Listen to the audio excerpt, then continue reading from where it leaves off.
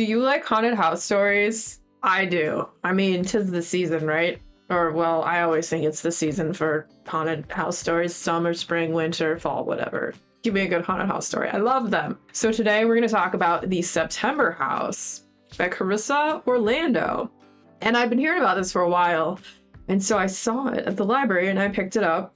It's one of those where like you're reading and the main character just feels so neurotic that you're just not quite sure what's going on with them. So it follows this couple, Margaret and Hal, and they buy this house that's this beautiful old Victorian house. And before this, they had never really owned a house. They kind of bounced around and rented in all these different places. And they also have a daughter named Catherine. At this point, though, she's gone away to school and she doesn't live with them. So they go to buy this house and, you know, the real estate agent has to disclose that someone died in the house and was murdered. So she tells them this and they're just so enthralled with the house. They're like, well, you know, stuff happens and this, that, and the other. And then the lady kind of maybe mumbles something about, and all the other deaths that were in the house were, you know, attributed to natural causes and all that good stuff. I mean, they kind of paid attention to what she said about that, but really they were just like, we want this house. We love it. It's gorgeous. It's got a big old wraparound porch, original like flooring and this, that, and the other. And so they buy this house. And the one thing they did get weird vibes from when looking at it was the basement. Because they went in the basement and the real estate agent, she didn't go down there. She might know something. They're down in the basement and it has like dirt floors and got some real weird vibes going on. But you know, once they came back upstairs, well, it's a basement, you know, basements have that kind of vibe going on, right? Well, anyway, so they buy the house and everything's fine and wonderful. And they start, you know, decorating it with the stuff that they want and all that good stuff. And then September rolls around, the walls start bleeding. So the walls start bleeding. And then the dead children show up. Oh, and then there's the maid lady with the big gash in her head from an axe wound. She was one of the people that died. And the children, they're interesting too, because stuff is weird with them. Margaret, though, is like, you know what?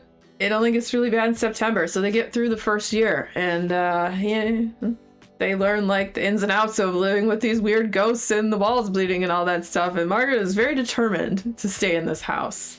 She's learning the rules of these ghosts. And eventually, after the third year, Hal can't take it anymore. He pieces out and he leaves. And as you get more into the story, you learn about Hal and Margaret's past relationship and how Hal was an alcoholic. He may have not been such a great man. How maybe some of these ideas and things that are happening, Margaret may have built into her head with all these rules and stuff and the refusal to leave a bad situation. So there's parallels there. At some point, the daughter keeps calling her mom because she's been trying to get a hold of her dad and she can't get a hold of him. And so she finds out her dad is missing or had left and he hasn't answered his phone, this, that, and the other. So she decides she's going to come to the house and she hasn't been to the house yet. And her mom is like freaked out because she does not want her daughter to know the house is haunted. And she's going to come in September because, well, this is where the story is heading, right? So her mom is going to try to like hide the fact that the house is haunted. So before she comes, she has a priest come over to bless the house because that usually kind of calms things down for like a week. And she's hoping she can get her daughter in and out in like a week so she doesn't have to like, you know what's going on and all that. So the priest does this thing, but then he goes to the basement door, and the basement may be where some of the most horrifying and horrible activity comes from. And he opens the basement door and she's like, why, what are you doing? And he like starts doing his thing. And then he like gets knocked down and he starts barfing up. Flies are coming out of his mouth and it's real messed up. And he doesn't finish the whole blessing in the house and just like gets the F out of Dodge. And so Margaret's like, well, hopefully this calms some of it down. And so she tries to prevent her daughter from coming, but her daughter comes anyways because she's concerned that her father is seemingly missing. Not that he just took off, that he's like missing.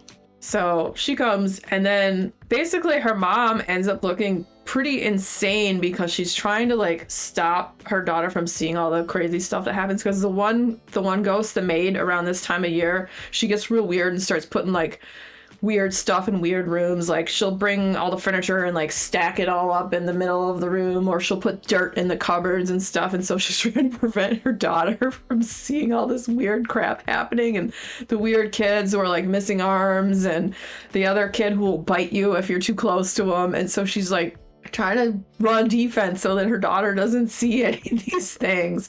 And then at some point she just thinks that her mother is crazy and might need to be committed and has all these mental problems.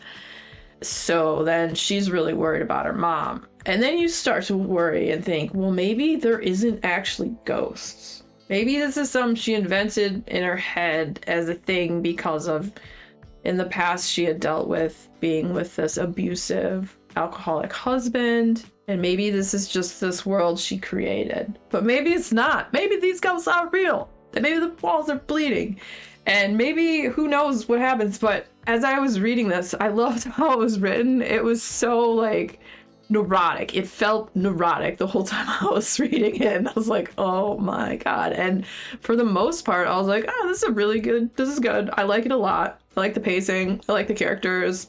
And like that way it made me feel like on the edge of my seat because of like how crazy the mom was coming off as she's trying to hide these ghosts and these happenings and the walls bleeding and all this stuff happening from the daughter.